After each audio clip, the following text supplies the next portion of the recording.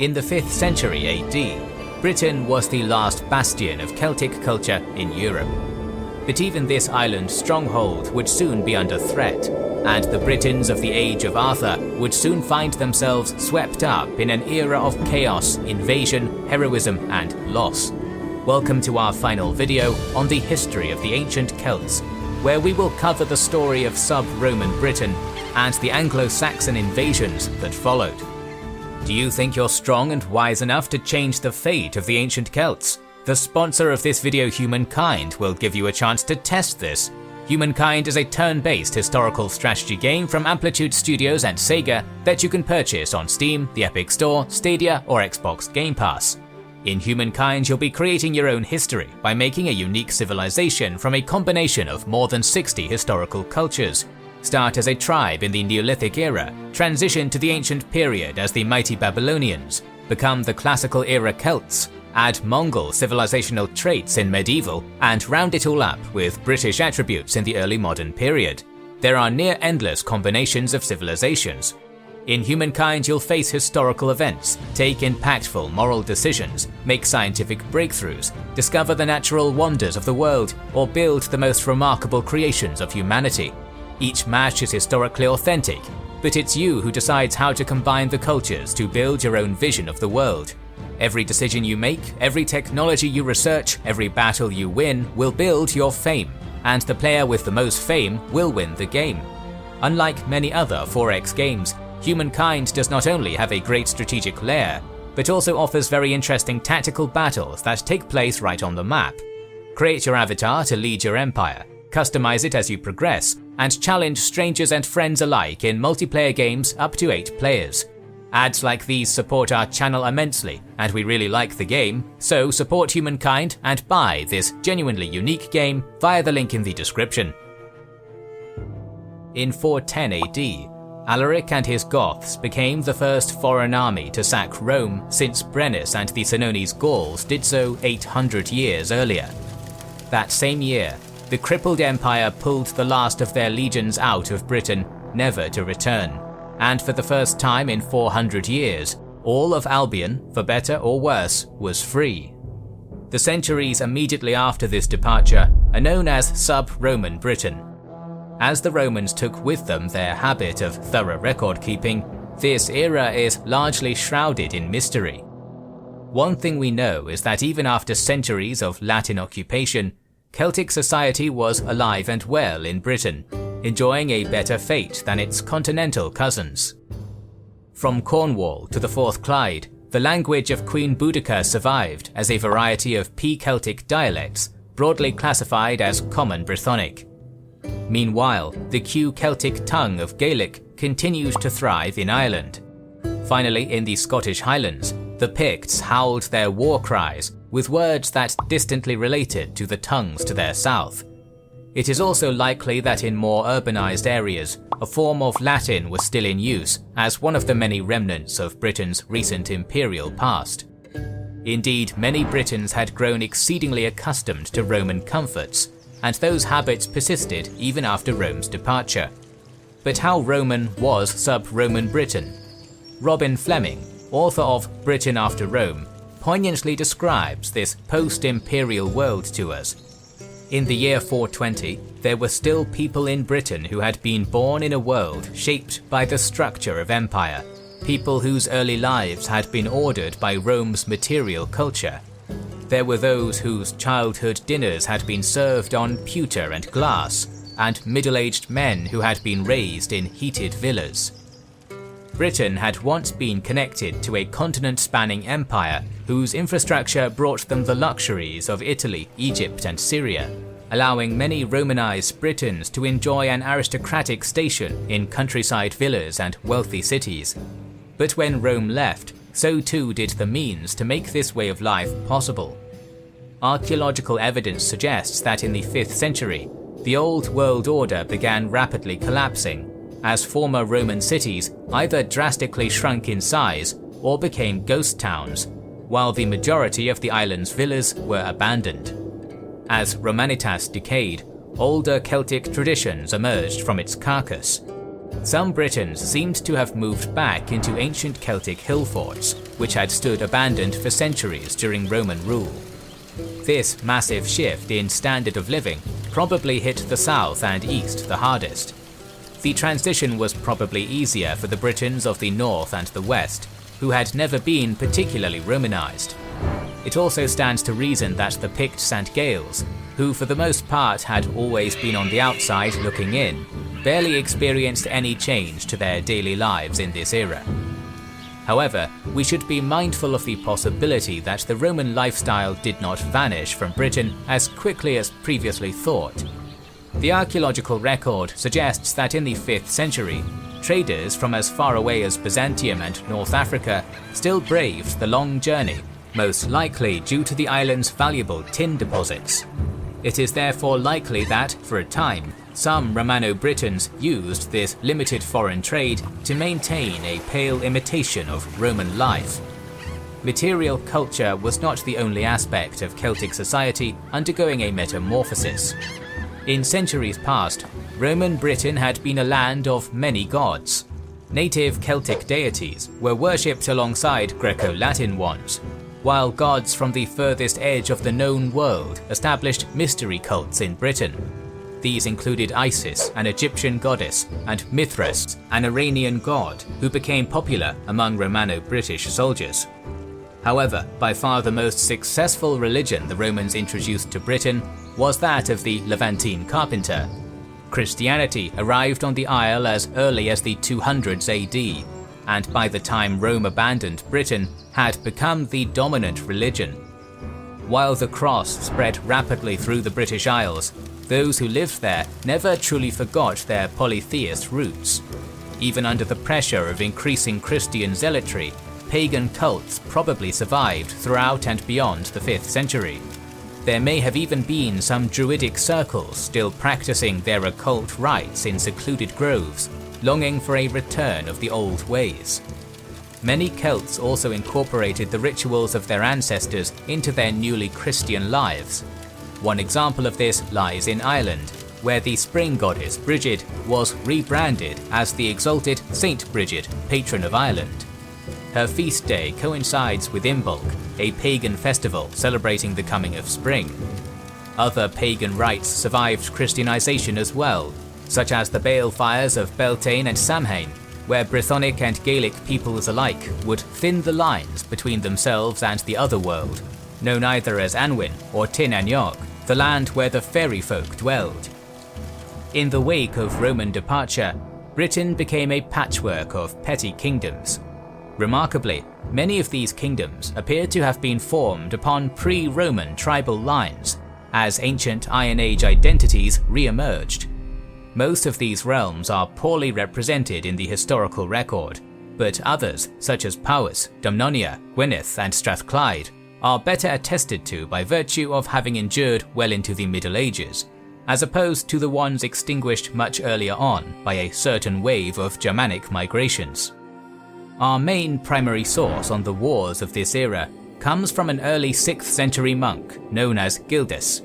His work, titled De Excidio et Conquestu Britanniae, or On the Ruin and Conquest of Britain, tells a vivid story of chaos and invasions. De Excidio was not written by a trained historian, but by a devout Christian clergyman writing a religious polemic. Nevertheless, since Gildas's work is by far the most intact source from this era, historians still find themselves reliant on the old monk's writings. His recounting of the 5th century begins with a scene of immediate havoc. No sooner were the Romans gone than the Picts and the Scots, like worms which in the heat of midday came forth, inspired with the same avidity for blood. At this time, the Picts and Scots were probably still predominantly pagan, which would explain why Gildas speaks of them so scathingly. The monk's story continues when the Romano-Christian Britons, beset upon by the relentless raiding of their savage cousins, sent a plea to the declining Roman Empire. The barbarians drive us to the sea throws us back on the barbarians, thus two modes of death await us, we are either slain or drowned. Of course, the Romans, only a few decades away from the final collapse of their empire, could offer no salvation. Gildas tells a visceral tale, but his narrative of a victimized Christian people in the face of pagan barbarity is most likely tilted. The Romano-Britons were probably just as warlike as their Celtic cousins, all too willing to invade their neighbours, regardless of the shared culture, language or faith. With that said, there is some truth to the monk's tale. The Gaelic peoples seem to have established colonial realms on the west coast of Britain from the late 4th century onwards. In most of these, they appear to have merged into the culture of the local Brythonic peoples. But in the kingdom of Dalriata, founded by the Scotti warriors of Ulster, they began a slow cultural assimilation of the local Picts. Consequently, the modern nation of Scotland derives its name from the Scotti tribe, and the Scottish Gaelic language still spoken in the country today is a remnant of those Irish roots. However, it would neither be Pict nor Gael that would be the ultimate game changers of sub-Roman Britain. What exactly defines an Anglo-Saxon is a heated historiographic debate, but broadly speaking, they were a diverse amalgamation of tribes from Scandinavian and the North German coastline, primarily consisting of Angles, Saxons and Jutes. They were hardy warriors who spoke North Germanic languages and worshipped a pagan pantheon similar to the one made famous by the Norse Vikings centuries later. Amongst scholarly circles, the whens, hows and whys of the Germanic migrations are topics of intense debate. According to Gildas, the burden of the Saxon tide falls upon the historically dubious Romano-British king named Vortigern. His reign was a tumultuous one. Faced with hordes of marauding Pictish raiders, Vortigern was forced to turn to soldiers of fortune from overseas. Accordingly, help came from the Germanic warriors of the North Sea, led by the Jutish brothers Hengist and Horsa. Gildas colours us with his opinion on this hiring. The British king and his councillors were so blinded that as a protection to their country they sealed its doom by inviting wolves into the sheepfold. The fierce and impious Saxons, a race hateful to both God and men. Tradition has it that in the year 449, the brothers defeated the Picts, then promptly betrayed their Romano-British hosts, conquering a swath of southeastern Britain that would become the Kingdom of Kent. More Germanic migrants would follow in the brothers' wake, and by 500, it seemed as if the western half of England was firmly in Angle, Saxon or Jutish hands. These territories became known to the Celtic Britons as Cloiga, the Lost Lands. It was likely around this time that some Britons who lived on the island's southwest began taking to the seas in flight from the Germanic invaders. They established themselves in the Armorican Peninsula, the first of several waves of settlers to arrive in the region. Thus the peninsula became known as Brittany, after the Britons who settled it. Anecdotally, a region that had been Celtic-speaking in ancient times, but was then thoroughly Latinized by the Roman Empire, was re-Celticized by British refugees centuries later, and retains its Celtic language and identity to this day. The Saxons had established themselves in Britain, but it appears that for a time, the natives were able to keep them contained by winning a series of military victories, led, if legend is to be believed, by a certain Dux Bellorum named Arthur. Herein lies the great mystery. Was Arthur a real historical figure? If he did exist, it was not amongst the knights, wizards and castles of the high medieval era, but the spears and hill forts of sub-Roman Britain. The name first appears in a 6th century compendium of Welsh poems known as the Gothardin. Here, a Briton hero named Gwarador was described as not Arthur amongst equals in might of feats. This line implies that Arthur was a well-known figure to the 6th century Celts, and was considered the benchmark for heroism in his age. Nennius, a Welsh monk writing in the 9th century, attributed 12 great battles to the semi-mythical warlord, the most triumphant one occurring in the early 500s AD at a place called Minith Bathon, generally considered to be modern-day Bath. Leading warriors from across the Brythonic kingdoms, the warlord of legend vanquished an army led by King Aela of the South Saxons, thereby breaking Germanic power in Britain and delaying their advance for an entire generation. With that said, Nennius's accounts should be taken with a mountain of salt, as there's very little evidence that anyone named Arthur fought in any of the battles mentioned. Gildas, writing far closer to the time period in question, attributes Britain victory at Mynath-Bathon not to Arthur but to a Romanized commander named Ambrosius Aurelianus. With that said, when myth and folklore is stripped away, it does seem that, with or without Arthur's help, the Britons were able to fend off the Anglo-Saxons, albeit only temporarily. Within a few decades of Mynath-Bathon, the Anglo-Saxons had evidently recovered, with powerful kingdoms established deep in Cloyga, straddling the borders of unconquered Celtic lands. The Angles and Saxons who lived in these kingdoms were no longer transient invaders, but had lived in Britain for generations, working the same land their fathers and grandfathers had. In short, they were there to stay. Thus, in the second half of the 6th century, the forebears of the English began to push westwards once more, marching boldly into the lands of the men they called Wales, foreigners. In 577 AD, one King Ceawlin of the nascent Kingdom of Wessex met 3 British kings, Conmail, Condidan and Farinmail, in a battle at Hinton Hill, near the modern township of Durham.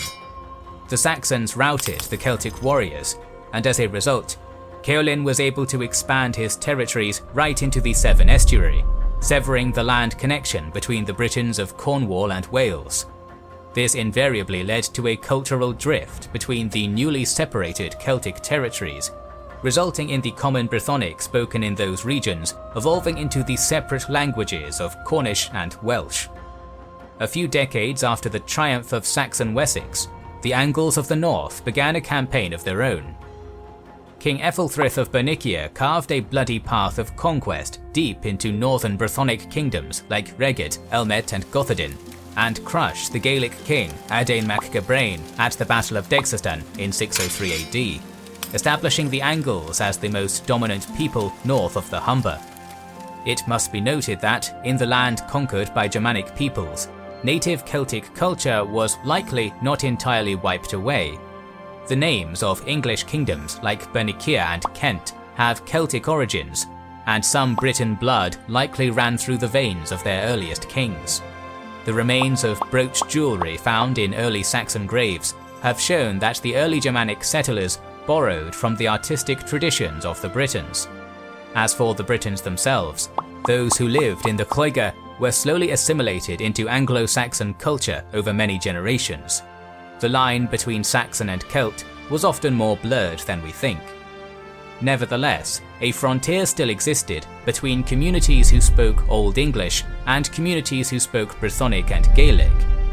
By the dawn of the 7th century, this frontier had become more or less entrenched, and would not move in any dramatic way for centuries. Be it by Roman or Germanic invaders, the Celts had lost much over the last 1,000 years or so. One can only wonder if a Welsh bowman in the 6th century AD, looking across a dike at a line of Saxon spears, would have been remotely aware of the fact that his ancestors' culture had once spread across an entire continent, a culture that was now confined to the westernmost edge of Britain. The days when Gallic hordes marched into the heart of Greece or duelled Roman legions from Spain to Turkey were long gone. But as territorially diminished as the Celts were, they would not go quietly into the night. As late antiquity transitioned into the Middle Ages, the stage was set for Europe's most enigmatic people to make their mark upon the medieval world. In the east, the ancestral home of the Brythonic peoples had fallen to Saxon invaders, but in the west, the heirs of Arthur would defy the rule of the nascent English people for centuries yet. Thus, the history of medieval Wales and her sister states in Cornwall, Brittany and Erhenoglaith began. Meanwhile, with howling Picts and Northumbrians on their doorstep, the Gaels of Dalriata would write their own saga of blood and battle, eventually giving rise to the Kingdom of Scotland. Finally, across the narrow sea, Ireland would remain a relatively isolated land of internecine chieftains. But in time, the outside world would come knocking on their door, in the form of Vikings, Normans, and beyond.